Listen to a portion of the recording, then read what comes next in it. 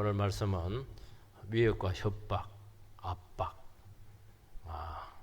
또 우리 삶 가운데 일어나는 많은 마음의 부담, 이런 가운데 우리가 이 문제를 어떻게 헤쳐나가야 될 것인가. 결국 기도로서 다 헤쳐나갈 수 있다. 말씀과 기도로서 헤쳐나갈 수 있다는 겁니다.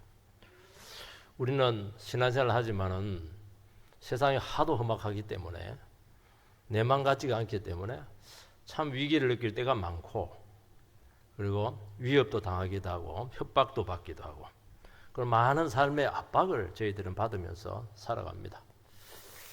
안 죽고 여기 온 게 참 기적입니다. 저는 한 70대시고 80대시고 이런 가운데서도 건강 안 다치고 정신 안 다치고 이렇게 하나님을 찬양하는 어르신들을 보면은, 야, 이분들이 어떻게 이걸 견뎌내고 어떻게 참 인생을 끝까지 달려올 수 있었을까. 정말 존경이 저절로 됩니다. 우리가 위협과 협박을 당하고 압박을 당하면은 그 자체로 이유 불문하고 충격입니다. 그리고 삶이 갑자기 막 두려워져요. 안 살고 싶습니다. 그리고 위축이 돼요. 그 기가 팍 끊깁니다. 맥이 부러졌다. 나이 들고 맥 부러지면은 큰일 납니다. 빨리 천국에 가실 수가 있습니다. 정의와 진리를 위해서 싸우고 나름대로 믿음으로 이렇게 살아가다가 이런 충격을 받게 되면은 그냥 도망가고 싶습니다. 포기하고 싶습니다. 근데 도망갈 데가 없어요. 왜냐하면 나는 사명이 있거든요. 나는 하나님 앞에서 걸어가야 될 삶이 있거든요. 나는 또 싸워야 될 그런 인생에 많은 대상들이 있거든요. 여기서 물러가 버리면 실패자로 그냥 돌아서야 되기 때문에 너무 인생이 비참해지는 거예요. 견디긴 견뎌야 되는데 견딜 힘은 없고 자꾸 탈진은 오고 지치게 되고 감당할 자신은 없고, 이런 것들이 뭐 한두 번에 끝납니까? 세상 끝날까지 이런 일이 있을 텐데 쉽게 끝날 문제가 아니지 않습니까? 그래서 우리는 이때 정말 목숨 걸고 기도합니다. 기도할 수밖에 없고요. 뭐 사람 위로라는 것은 뭐 심리적인 위안은 줄지 모르겠지만 정말 문제를 뚫고 갈 수 있는 그런 견인력은 절대로 주지 못합니다. 기도하면 또 어떻게 해요? 응답이 없으면 무슨 소용이 있겠습니까? 너무 다급한데 하나님께서 이 문제에 개입하지 않으면 시간 지나면 우리는 스스로 그걸 자멸하는 거예요. 하나님께서 빨리 응답을 주셔야 되는 겁니다. 응답을 줄 때도 보면은 막 상대방을 막 전부 다 그냥 저주해가지고 그냥 지구를 떠나게 한다든지 그렇게 하잖아요. 내가 감당할 힘을 줍니다. 또 용기를 줍니다. 이길 수 있는 그런 그 하나님의 뜻을 자꾸 보여주는 것입니다. 그리고 가장 중요한 게 뭐냐? 하나님께서 기도하는 그 영혼, 영적으로 싸우는 그 영혼에게 날마다 찾아오셔가지고 임재해 주시는 것입니다. 모세가 그냥 너무 고통스러워가지고 하나님 다 포기하겠습니다. 내 목숨 거두어 달라고 이렇게 하니까 하나님께 어떻게 합니까? 하나님의 영광의 등을 딱 보여줘요. 그걸 벌떡 일어나가지고 그 말 안 듣는 그 200만 명 이스라엘 백성들 다시 목회하지 않습니까? 도와주세요. 이런 기도는 약발이 굉장히 빠릅니다. 막 적극 도와주시고 막 적극 임재하시고 막 역사가 막 일어나요. 상황은 똑같아요. 근데 하나님께서 우리에게 내적인 평안을 허락하시고 용기를 주시고 뒤끝끼지 않게 하시고 담대하게 복음을 증거하도록 하실 줄 믿습니다. 초대교회가 막 부흥을 했어요. 베드로 설교하니까 막 3,000명이 막 5,000명이 회개하고 막 남에서부터 그냥 안전뱅이가 막 벌떡 일어나는 거예요. 우리 같으면 막 계속 올라가 이러면 얼마나 좋겠어요. 마귀가 가만히 있지 않아요. 총궐기를 해서 권력자들을 대동해서 박해가 시작이 됐습니다. 첫 박해가 일어났습니다. 첫 번째 당하는 건 굉장히 충격이 큰 겁니다, 여러분. 여러분 하면 이게 내성이 생겨가지고 견디는데요. 첫 번째 주사 이거 굉장히 아파요. 당국자들은 아무리 신문해도 죄가 없거든요. 근데 석방을 하면서 위협을 합니다. 다시는 복음을 전하지 말라는 거예요. 다시 전했다가는 알지? 여기 들어와야 돼. 들어오면 그 다음부터 못 나갈지 몰라. 얼마나 그들은 생사를 쥐락펴락 하는 사람들인데 그냥 하는 말이 아니거든요. 이게. 다시 잡히면은 순교를 각오해야 됩니다. 이게 마귀가 하는 짓이에요. 마귀는 우리가 막 열심히 주를 위해서 살아갈 때 막 길을 팍 끄어 놓습니다. 포기하라는 거예요. 도망가면 더 좋고 지구를 떠나면 최고로 좋고 너는 귀찮으니까 막 내를 너무 신경 쓰게 하니까 마귀가 막 그렇게 수단과 방법을 가리지 않고 우리를 몰고 간다는 겁니다. 그래서 여러분 잘 생각해야 됩니다. 지금 누가 하고 있는가 하는 것을 기억해야 된다는 거예요. 지금 핍박이 이제 시작이 되었습니다. 이게 뭐 한두 번에 끝날 문제입니까? 사도행전 내내 핍박이잖아요. 이때부터. 사도행전 28장으로 끝나지만 그 뒤부터 계속 요한계시록 계속 핍박이잖아요. 지금까지. 회피한다고 되겠습니까? 너무 좋아하죠. 마귀는. 마귀 그래 입 다물고 있으니까 내가 너무 기쁘다 그래서 막 너무 사랑해주고 좋아할 겁니다. 사도들은 어떻게 합니까? 도망가지 않고 기도하고 있는 교회 공동체로 와서 그 상황들을 전부 다 이야기합니다. 그리고 함께 기도했습니다. 이게 답인 줄 믿습니다. 어려우면 어디를 가야 됩니까? 친정엄마한테 가가지고 백날 이야기해봐야 안 돼요. 교회 와가지고 기도하는 무리들에게 기도 제목 나눠놓으면서 같이 막 기도하는 거예요. 그리고 그 크신 하나님을 막 붙잡아야 돼요. 왜냐하면 지금 내가 너무 작아져 있거든. 그리고 하나님 말씀을 막 계속 들으면서 이 말씀을 가지고 내 상황에 자꾸 적용을 해야 됩니다. 그러면 보입니다. 하나님께 보여줘요. 말씀을 통해서 보여주고 말씀이 환등기잖아요. 딱 보여줘요. 네가 지금 당하고 있는 그 위협들, 핍박들, 고통들, 아픔들, 위기들 이것은 전부 다 우연히 생긴 게 아니고 예정하신 뜻 안에 있다. 내 하나님의 뜻 안에 있다. 하나님의 뜻 안에 있으니까 뭐 문제가 안 되죠. 하나님이 이 상황을 알고 있으면 게임 끝입니다. 하나님 모르니까 우리가 혼자서 붙잡고 난리를 지키는 것이거든요. 위축되지 마. 기죽지 마. 잘하고 있는 거야. 담대히 복음을 전거해. 하나님이 그렇게 응답해 주실 줄 믿습니다. 첫 번째는 기도의 공동체로 무조건 나가야 됩니다. 다른 데 가면 큰일 나요. 술집 가면 거기서 거의 위험합니다. 23절, 24절 상반절 말씀을 읽어보면 사도들의 노임에 그 동료에게 가서 제사장들과 장로들의 말을 다 알리니 그들이 듣고 한 마음으로 하나님께 소리 높여 이르되. 우리도 어려울 때 친구가 진짜 친구입니다. 좋을 때는 간을 빼줄 것 같아도요, 어려움 생기면 전부 다 도망갑니다. 어려울 때 딱 진짜 친구는 함께 해줍니다. 신앙은 좋을 때 몰라요. 다 신앙이 좋아요. 안 좋은 사람이 더 좋게 보여요. 어려움이 딱 생기면 그 사람 신앙이 다 드러납니다. 그러면서 느끼는 게 뭐냐니까 신앙이라고 하는 것은 저 집사람이 신앙이 좋다, 평판이 중요한 게 아니에요. 나는 신앙의 체험이 많이 있습니다. 그 체험 아닙니다. 그거. 나는 성경을 꿰뚫고 있어. 창세기부터 요한계시록까지 다 알고 있어. 그거 아무 소용없다기보다도 그거는 성도를 판단할 수 있는 기본적인 기준이 되지 못한다는 겁니다. 나는 종교생활을 얼마나 잘하는 줄 알아. 모든 예배 다 참석하고 굉장히 귀하지만은 그것도 표지는 아니라는 겁니다. 성도의 가장 중요한 표지가 뭡니까?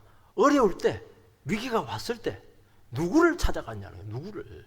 여러분 누구 찾아갑니까? 고향 친구 찾아가세요? 어떤 사람도 귀찮았다고 멀리 도망가요. 바다를 찾아가더라고. 물론 뭐 가슴을 좀 식혀야 되겠지만은 답은 아니에요. 그런다고 해서 답답한 문제가 해결됩니까? 아닙니다. 사람을 찾게 되고 낙심하게 되고 자기 연민에 빠지면은 절대로 문제가 안 풀립니다. 점점 꼬입니다. 사도들은 그리 피곤하고 힘든데도 불구하고 사우나에 안 가고 목욕탕 안 가고 교회에 와서 함께 기도합니다. 함께 와가지고 뭐 하면 대책회의, 비상대책회의 막 이런 거, 막 한풀이 막 얼마나 속이 상하겠어요. 그거 안 합니다. 여러분 위기가 딱 오면, 위협이 오면은 다른 거 아무것도 필요 없어요. 하나님 한 분밖에 없어요. 하나님 한 분밖에는 없네. 그냥. 지금 사도들이 잠도 못 자고 감옥 속에서 협박, 신문, 위협 얼마나 지치고 두렵고 피곤하고 탈진되어 있습니까? 한숨 자고 깨 휴식 안 합니다. 여러분 아무리 성도님들께서 너무 죽을 정도로 힘들고 피곤하고 괴로워도 맨날 며칠을 잠 못 자고 이렇게 해도요, 하나님께서는 놀라운 것을 하나 주십니다. 기도해야지 이 마음을 주세요. 그리고 아무리 멀어도 기도의 자리까지 갈 수 있는 힘은 줘요. 밤새도록 뜬 눈으로 막 그냥 이놈의 새끼 막 그냥 왜 이러는 거야 이러면서 그냥 이리 뒤척 저리 뒤척 고민하다가도 새벽 4시가 탁 되면 눈이 번쩍 뜨이는 거예요. 그 주님께서 뭐라고 합니까? 일어나! 새벽기도 가야지. 새벽기도. 그러면 걸어서라도 가요. 옛날에 우리 어르신들은 차가 어디에 있어요? 산을 늘고 물을 건너가지고 그 무슨 공동모지를 통과해서 새벽기도 가잖아요. 그 신앙. 거기서 어떻게 문제가 풀리지 않겠어요, 여러분들. 우리는 차도 다 있고 막 집도 막 천국 같은데 막 어려울수록 안 일어나. 침수 잠수 이러면서 막 한 30m 꺼져가지고 올라올 생각을 안 해. 그러면 숨 막혀 죽습니다.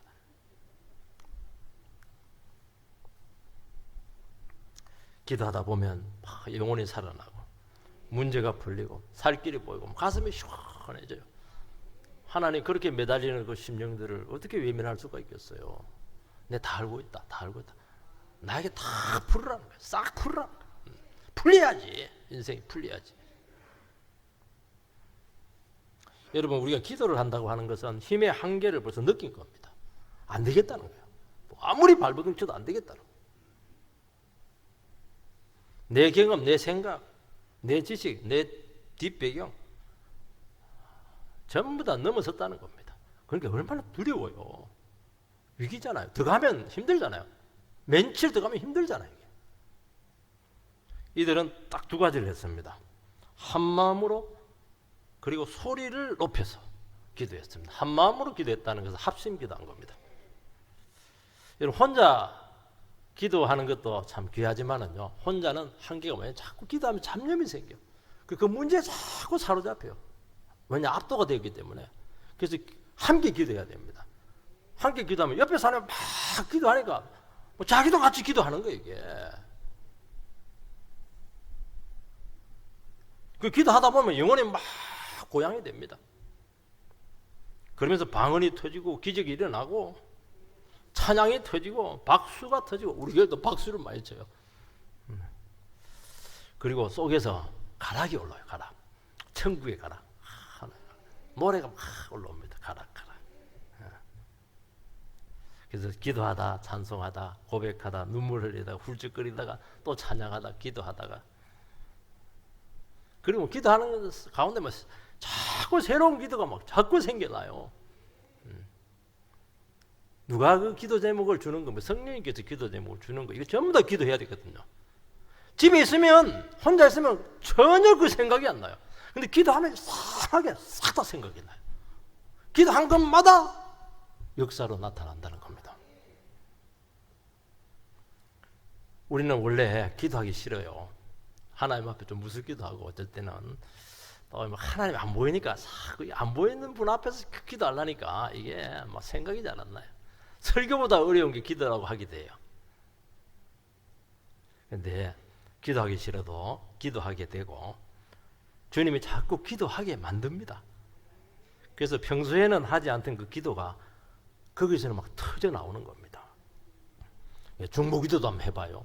선교를 위해서도, 교회를 위해서도, 이 나라를 위해서도. 평상시에는 문제가 있는 게 느껴져요. 근데 기도는 안 하거든요. 딱 위기가 생기면 막 샅샅이 기도를 해요. 하루 종일 기도할 때도 있습니다. 하나님께서 왜 이렇게 먼저 기도하게 합니까? 기도로서 무장을 시키기 위해서 그렇게 하는 겁니다. 기도하면 무장이 되거든요. 생각하면은 할수록 진이 빠지는 거예요. 기도하면 한 것마다 전부 다 대처가 다 돼 있는 거예요. 하나님께서 미리 전부 다 손 봐 놓고 있다는 겁니다. 그게 기도가 나왔다는 것 자체가. 그런데 병이 낫고 회복이 되고 치유가 일어나는 것입니다. 또 하나는 뭐냐, 소리를 높여서 통성 기도를 했다는 것입니다. 우리가 같이 모여서 합심 기도하다 보면은 어느 순간에 막 한쪽에서 훌쩍거리기 시작해요. 그리고 막 소리 내기 시작해요. 괴성이 나오게 돼요. 그러면서 통성 기도가 터지는 겁니다. 통성 기도는 언제 합니까? 애들이 언제 웁니까? 다급할 때 울죠. 너무 기뻐도 저 소리를 높여요. 너무 괴롭고 힘들어도 막 살려주세요, 헬프미 막 소리 지르는 겁니다. 부르짖으라, 그래야면 크고 놀라운 일이 너에게 있을 것이다. 예레미야서에 나오잖아요. 하나님께서는 부르짖는 기도에 응답이 크고 빠르다는 것을 말씀하고 있는 것입니다. 여러분, 죽어가는 응급 환자가 언제 그걸 써요? 수속을 언제 밟아요? 바로 그냥 수술대 들어가가지고 그냥 바로 그냥 수술해야죠. 생사가 왔다 갔다 합니다. 죽느냐 사느냐 문제가 걸려 있습니다. 이번에 망하느냐 일어서느냐, 그 기로에서 그까지 온 것 자체가 얼마나 영혼이 지쳐있고 초죽음이 되어 있겠습니까? 그러니까 이게 너무 힘든 거예요. 기도 자체가. 처음에는 자기가 기도해요. 하나님, 자기가 기도하니까 힘들어. 여러분, 기도가 굉장히 힘듭니다. 이거 설교도 힘들지만요, 기도가 이게 진짜 생각이 잘 안 나. 이게 그래도 처음엔 자기가 기도하면 하나님 이렇고 이러니 어떻게 하면 좋습니까? 기도하는데 하나님께서 그게 불을 붙입니다. 그 성령이 내 안에서 막 기도하기 시작하는 거예요. 내 생각이 아닙니다. 자기가 기도해놓고 나서도 이야, 어찌 이런 기도가 나올까 놀래요. 그러면서 생각이 막 확장이 되는 것입니다. 그래서 확신이 막 찾아와요. 그러면서 그 통성 기도가 그 공간을 꽉 채웁니다. 어떤 성악가는 막 나는 그 홀을 다 채운다. 성량이 얼마나 큰지, 기도의 능력이 얼마나 큰지 공간을 꽉 채웁니다.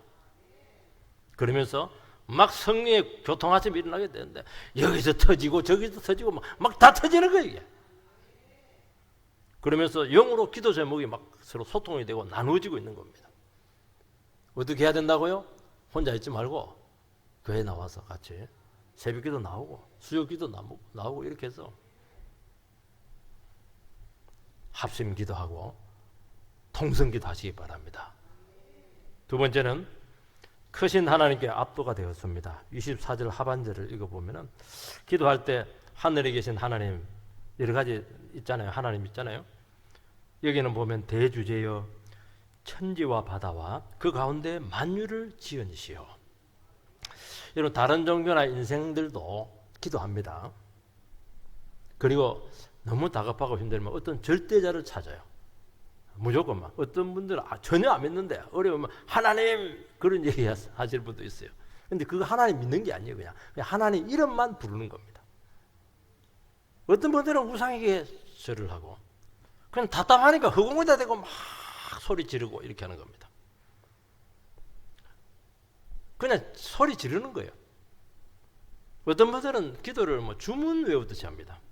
그래서 가톨릭은 막 염주를 돌리면서 막 주문을 외우는데 그거는 엄격하게 말해서 기도라고 할 수가 없어요. 어떤 분들은 막 도깨비 방망이처럼 막 두드리면 그냥 나온다 막 이러면서 막 복의 도구로 쓰기도 합니다. 근데 기도는 살아계시고 인격적인 하나님께 나가는 겁니다. 그분의 보좌 앞에 나가서 그분하고 독대하는 1대1로 만남을 가지는 것입니다. 평상시에는 1대1로 잘 가지기 힘들어요. 예배 드릴 때도 1대 다잖아요. 근데 어렵고 힘들 때 정말 갈급한 심령으로 주님께 나가면은 하나님께서 독대를 해줘요. 독대. 성도님들이 이걸 모르는 거예요. 아, 나 하나님 어떻게 만나요? 독대하면은 정말 은밀하고 정말 고통스러운 그 문제들, 핵심적인 문제들 전부 다 답이 다 나오거든요. 이걸 안 쓴다는 거예요. 이 카드를 안 쓰는 거예요. 이 카드를.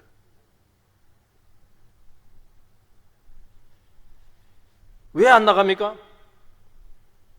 하나님을 모르니까. 알아야 되지. 나가봐야 뭐 핀잔 될 것 같고 또 뭐 죄도 많이 지었고 이러니까 무섭기도 하고.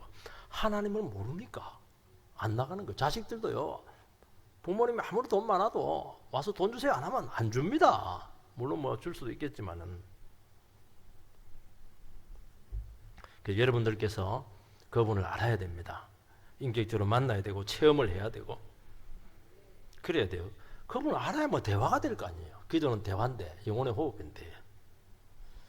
그러니까 우리가 기도가 이렇게 대화가 되지 못하고 인격적인 만남과 사귐이 되지 못하고 자꾸 일방적인 호소를 하는 거예요. 막 청구서 가져 이것도 필요하고 이거는 200만 원, 조건 300만 원, 이거 1000만 원 알죠? 언제까지 안 해주면 나도 생각이 있습니다. 협박도 하기도 하고. 아니죠. 하나님께서는 나의 기도를 전부 다 알고 듣고 계신다는 것입니다. 그리고 인격적으로 반응하시고 응답하십니다. 그러니까 대화가 되는 거예요. 얼마나 행복한지 몰라요. 하나님하고 대화하니까 아들하고 아버지하고 대화하듯이 대화하니까 얼마나 기쁜지 몰라요. 이게 대주제여 절대적인 통치자가 되신다는 것입니다. 어떤 세력도 감히 도전할 수 없는 권세자입니다. 세상의 모든 권세자들 그 너머에 계시는 대주제자가 되십니다. 지금 사도들은 당국의 위협에 지금 막 생사건이 왔다 갔다 해요. 근데도 불구하고 이 사람들 뒤에 진짜 주권자는 하나님이시구나. 그러니까 위협에 굴복하지 않는 거예요. 그러면서 그 위협 세력이 점점 작아지고 하나님은 점점 커지는 겁니다. 너희들 내 밥이야. 끝났어 너희들. 이분은 천지 만물을 지으신 창조주가 되시는 것입니다. 여러분 만드신 분이 주인이잖아요. 제자들은 지금 너무너무 위협적인 상황에 지금 처해져 있습니다. 감당이 안 돼요. 가만히 보니까 이 모든 걸 누가 만들었냐? 이 온 세상의 주인이 누구냐? 소유권이 누구에게 있느냐? 죽고 사는 것도 하나님께 있구나 하는 고백이 나오는 것입니다. 그러면서 내 생명을 주님께 맡길 거예요. 내가 죽고 사는 게 저 당국자들의 손에 있는 것이 아니고 머리털 하나도 다 세고 계시는 그 주님께 있구나. 내 생명을 그분에게 딱 맡기는 겁니다. 주님께 맡겨버리니까 뭐가 겁이 나요. 그리고 그분에게 해결책이 있는 것입니다. 여러분 위기나 위협 속에 우리는 자꾸 그 상황에 압도가 되기 때문에 하나님이 보이잖아요. 그 상황이 너무 큰 거예요. 그 사람이 자꾸 눈에 들어와요. 나를 도와줄 시아버지한테 찾아가 볼까? 돈이 있어야 되니까. 그리고 나는 자꾸 연약한 거예요. 그래서 믿음이 필요한 것입니다. 어떻게든 하나님을 부르세요. 하나님 불러버리면 끝나는. 하늘에 계신 아버지, 그래 답이잖아요. 그게. 다른 게 뭐가 필요합니까? 내가 알고 있는 그 하나님 부르세요. 믿음이 필요하죠. 부른다는 것은 믿음이 있다는 겁니다. 그래서 우리가 어떤 위협적인 상황에서도 하나님께 붙들리는 자리까지 나가야 된다는 것입니다. 지금 일어나고 있는 모든 상황들에 대한 이유는, 원인은 다 알 수 없지만 이 모든 것 다 크신 하나님의 주권 안에 있습니다 하는 것을 선포하라는 것입니다. 그러면은 놀라운 일이 생겨요. 지금 눈에 이루어지는 그 상황들이 점점 작아지고 그분은 점점 크심이 드러난다는 거예요. 여러분들과 예배를 드리고 있습니다. 말씀을 읽고 있습니다. 듣고 있습니다. 그 말씀을 나에게 적용을 합니다. 그러면 하나님께서 내 안에 들어오세요. 그분이 하나님의 인격이시기 때문에 지식으로 접근하지 않아요. 인격이라고 하는 것은 그 인격이 내 안에 수용되는 거예요. 그분의 인격이 내 인격을 완전히 압도를 해버리는 거예요. 그 압도가 돼야 돼요. 하나님께 압도가 돼야 된다는 거예요. 머리로 푸는 게 아니에요. 말씀이 나에게 계속 들어오면 하나님이 내 심령 속에 들어와가지고 내 인격 전체를 사로잡는 것입니다. 그게 기도예요. 그리고 하나님께서 나를 인도하신 그 인도의 손길을 자꾸 기억이 나는 거예요. 그리고 그 크신 하나님을 내 마음속에 꽉꽉 채우시기 바랍니다. 그래서 너무 힘들 때는요, 저는 너무 힘들 때는 새벽 1시에 일어나가지고 새벽 6시까지 설교를 7편을 들은 적이 있어요. 너무 답답하니까. 그거 안 들으면 잠이 안 오니까. 마귀가 막 너무 역사를 하니까 안 들으면. 한 7편 들으면 가슴이 좀 식어져요. 하나님 막 쓸어내립니다. 그리고 그때부터 자는 거예요. 단잠이죠, 그때는. 그게 안 되니까 우울증 걸리는 거예요, 여러분들. 이상하게 마음이 차분해지고 정리가 되는 겁니다. 우리가 얼마나 억울한 일을 당합니까? 어디 가서 하소연하겠어요? 하소연할수록 더 고통당할 텐데요. 혼자만 끙끙 앓고 있는 거예요. 근데 우리는 어떤 하나님을 붙잡아야 됩니까? 공의로우신 하나님, 공평하신 하나님. 오늘 찬양도 불렀는데 이 송명희 시인이 얼마나 정말 그 불구자의 심정으로 고통당했겠어요. 막 내성마비로, 1급 내성마비로 막 고통스러운데 그 고통스러운 그 현장에서 하나님께 완전히 압도되니까 이게 나오는 거예요. 이 시가 나오는 거예요. 나는 남의 못 본 걸 봤다는 거예요. 이게 왜 그 시가 나와요? 그게 자기는 하나님을 봤잖아요. 압도되었잖아요. 그게 삶아지 막 사는 거예요. 공평하다는 거예요. 세상에 제일 불공평한 사람이 이 사람일 텐데 그 모든 걸 다 하시는 그 공의로우신 하나님께 언젠가는 드러날 것을 고백하는 겁니다. 그러면 문제가 끝난 겁니다. 문제는 상황이 끝나야 끝나는 게 아니고 내 안에서 다 해결되는 겁니다. 그러면서 그때부터 진짜 믿음의 기도가 터지는 거예요. 여러분 이 작업이 안 되면요 계속 기도가 넋두립니다. 신세한탄, 사람에 대한 저주, 자기 저주, 인생 저주. 그러니까 망가지는 거죠. 마귀가 계속 나를 압도할 겁니다. 세 번째는 위협을 말씀으로 반드시 정리해야 됩니다. 25절 26절 또 주의 종 우리 조상 다윗의 입을 통하여 성령으로 말씀하시기를 어찌하여 열방이 분노하며 족속들이 허사를 경영하였는고 세상의 군왕들이 나서며 관리들이 함께 모여 주와 그의 그리스도를 대적하도다 하신 이로소이다. 요 위협 상황을 시편 2편 1장 1절 2절 말씀으로 적용을 합니다. 한번 띄워주시기 바랍니다. 같이 읽겠습니다. 시작. 어찌하여 열방이 분노하며 민족들이 허사를 경영하는고 세상의 군왕들이 나서며 가난들이 서럽게 하여 여호와와 그 기름 받은 자를 대적하며. 여기 이제 차이가 하나가 있어요. 여호와와 그의 기름 부음 받은 자, 이것을 요 성도님들은 어떻게 했느냐, 주와 그 그리스도다 이렇게 이제 좀 바꾸는데 똑같은 말인데 바꿔놨는 것은 의미가 있는 것이죠. 원래 시편 2편은 다윗의 등극시입니다. 다윗이 늘 목동으로 빌빌거리다가 때가 되었을 때 하나님께서는 왕으로 세웁니다. 다윗은 인간이 안 세워서 하나님이 세웠어요. 그러니까 옆에 있는 주위의 나라들이 막 그냥 막 분기탱천을 해요. 어디 저 머저리 같은 녀석이 왕이 되는 거야. 블레셋 밑에서 늘 그냥 종로로 타고 이랬었는데, 그리고 뭐 족속들이 막 민족들이 막 허사를 경영합니다. 저놈 죽여야 된다. 저거 끌어내려야 된다. 세상의 왕과 관리들이 막 일제히 하나님과 기름 부음 받은 종을 대적을 합니다. 이게 이제 다윗의 아픔이었죠. 왜 이런 일이 생겼습니까? 하나님께서 다윗을 딱 찍어가지고 왕으로 세웠기 때문입니다. 택한 거예요. 그 말은 뭐냐니까 이제 나는 너하고 손잡고 이 세상을 다스리겠다는 겁니다. 그게 너무 싫은 거예요. 다윗이 뭐 인물이 좋나, 학벌이 있나, 출신이 좋나? 그 목동 출신인데 정말 그 형편없는 인간인데 하나님이 그 인간을 세워가지고 그냥 우리 머리 위에 두네. 그래서 초반에 그냥 결정을 내자. 그래서 그 왕과 그 나라를 없애려고 총결집을 해서 달겨 드는 것이죠.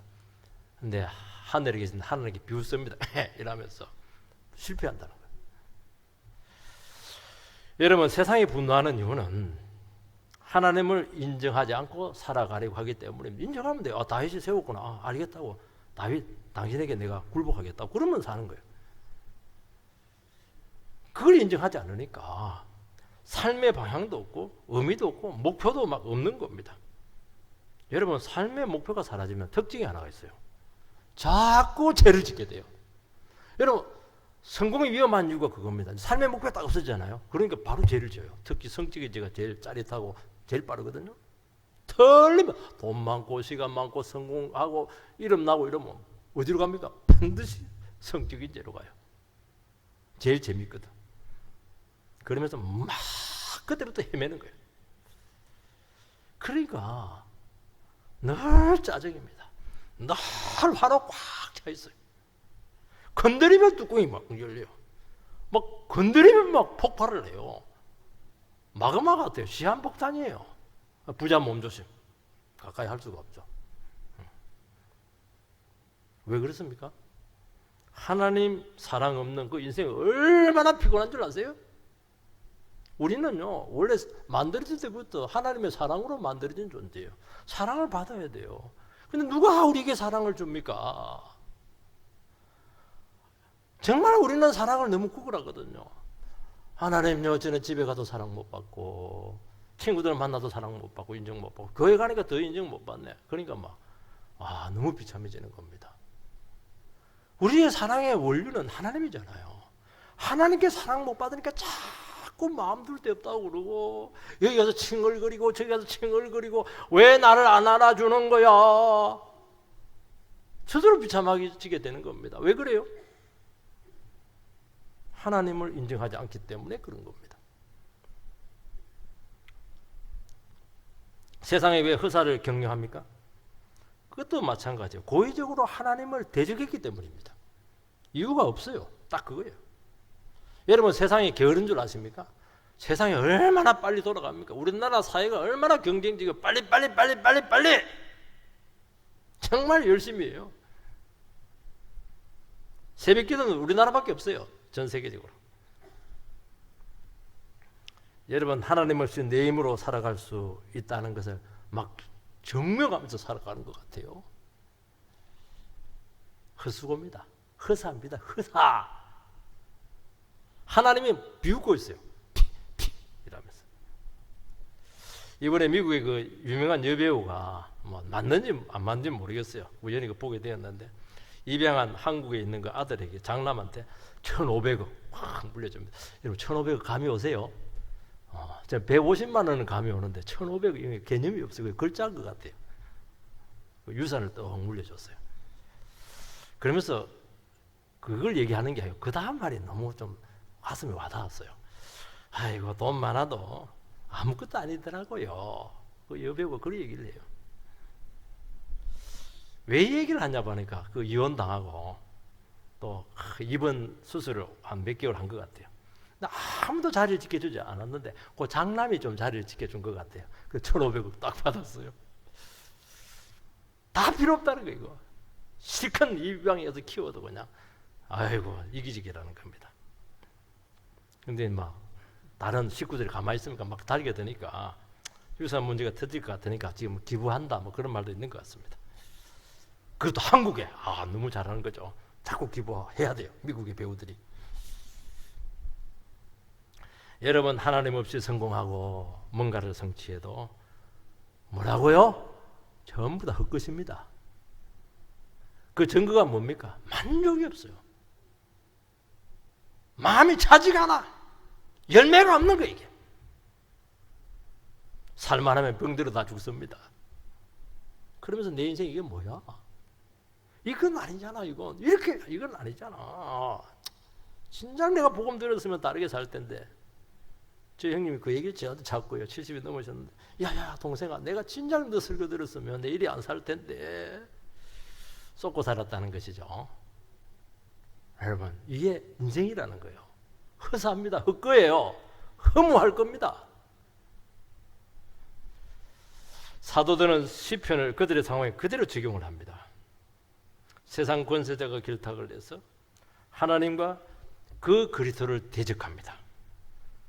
헤롯 왕, 빌라도, 이방인들, 이스라엘 백성들, 천하에 하나 될 수 없는 그런 민족들이, 세력들이 합쳐가지고 메시아에 대해서 공개적으로, 의제적으로 하다 보니까 반역한 게 아니에요. 이건 딱 알고 고의적으로 반역을 한 겁니다.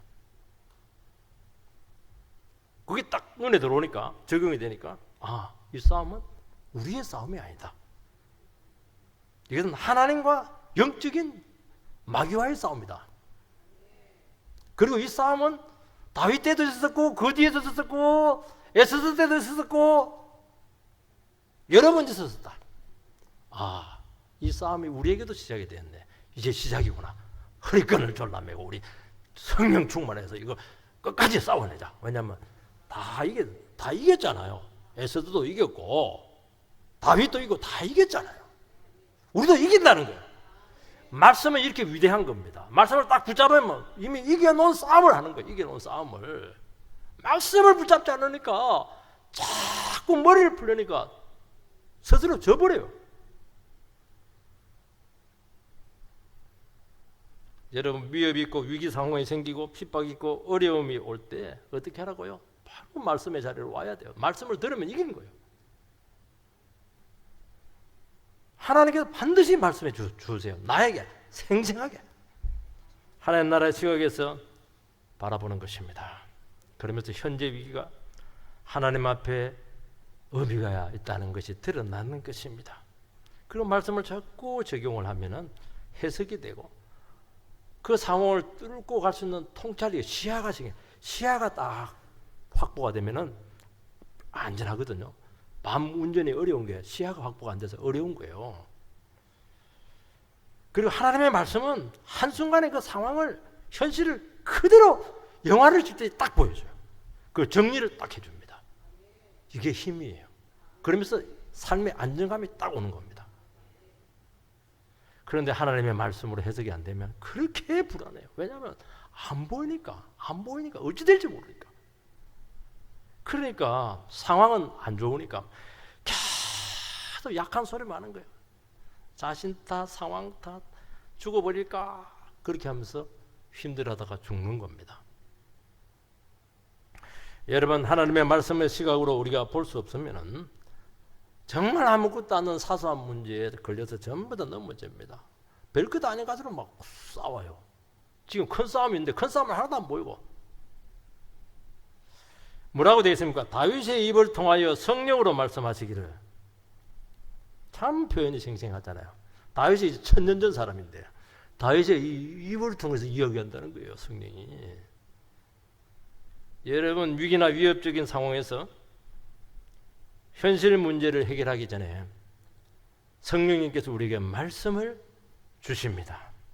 말씀을 깨닫게 하고 생각나게 합니다. 우리는 아니죠. 저것들 전부 다 썰어버리세요. 그게 우리의 수요는 아닙니다. 말씀을 주세요. 말씀을 깨닫게 해요. 적용하게 하는 거예요. 정말 힘들 때 우리가 예배 가운데 있으면은 다윗이 와가지고 나의 귀에다 이야기해. 걱정하지 마. 옛날에도 있었어. 이긴 싸움이야. 힘내. 성령 충만해.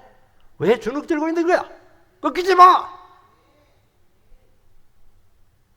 직접 하나님의 음성이 들리는 것입니다. 얼마나 생생해요. 보이죠? 그러면서 할 만한 싸움이 되는 겁니다. 28절에 보면 하나님의 권능과 뜻대로 이루려고 예정하신 그것을 행하려고 이 성에 모였나이다. 현재의 위협은 하나님의 능력과 뜻 가운데서 예정하신, 우리는 이유를 모르겠지만 어떤 일을 행하려고 하지는 하나님의 뜻이라는 것입니다. 예정하신 그것은 분명치 않아요. 그렇지만 지금 이 진행되고 있는 것은 하나님의 지금 주권 가운데 이루어지고 있다는 것을 말씀하고 있는 것입니다. 나중에 이제 정리가 되죠. 하나님의 구원 역사에 당국자들의 박해가 지금 도구로 쓰이고 있는 겁니다.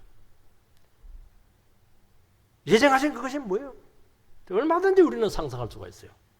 우리는 핍박을 받으면 교회가 깨끗해져요. 그리고 막 핍박이 있으니까 우리는 자꾸 모여 있으려고 하거든요. 예루살렘 교회에 핍박이 확 오니까 막 전 세계로 퍼지면서 복음이 확산이 됩니다. 그리고요, 그전에는요, 기독교하고 유대교하고 섞여져 있어요. 성전에서 예배를 자꾸 드리고 이렇게 하니까. 근데 딱 유대 세력에 의해서 공격을 당하니까 교회가 교회화다워지는 거예요. 교회가 유대교하고 다르구나. 정체성이 딱 살아나는 거예요. 여러분, 이것은 하나님이 하신 거예요. 그게 하나님이 예정하신 뜻이라는 거예요. 여러분, 우리의 위기가 오고 어려움이 올 때는 우리의 소속이 분명해져요. 그전에는 믿는 사람인지 아닌지 잘 몰라요. 딱 오면은 내가 하나님의 백성이구나. 살아나요. 그 신앙이 분명해져요. 막 죄를 회개를 해요. 그리고 지금 상황은 어렵지만은 반드시 큰 유익을 준다는 것입니다. 그리고 하나님께서 일하신다는 것을 알게 돼요. 나는 그 하나님의 일하시며 동참하고 있는 거예요. 하나님, 기도가 달라지잖아요. 하나님, 어려움에서 이기게 해달라 그것도 있지만 하나님, 이 어려운 상황 가운데서도 나를 버리지 마시고 나를 구원의 도구로 써주시기 바랍니다. 알았다, 쓸게. 얼마나 기도가 달라져요. 그러면서 감격과 후회 없는 인생의 승리가 있을 줄 믿습니다. 우리가 오늘 이런 가운데 주님 앞에 완전히 서게 되어서 마지막 부분이 있지만 여러분들께서 묵상을 하시기 바랍니다. 오늘 결론을 내립니다. 신앙은 위기 때 드러납니다. 그리고 반드시 기도로 나오는 것입니다. 그리고 그 커진 하나님께 압도되어서 그 능력을 붙잡아야 됩니다. 그러기 위해서는 우리는 하나님을 알아야 됩니다. 그리고 주어진 위협 상황에서 하나님의 말씀을 반드시 끌고 와서 내 상황에 적용하고 정리를 해야 될 줄 믿습니다. 그러면 하나님의 뜻이 나타나고 일하실 것입니다. 그리고 그 뜻을 두고 담대히 기도하게 될 때 성령 충만을 주시게 될 것이고 그 땅을 지축으로 흔들어낼 줄 믿습니다.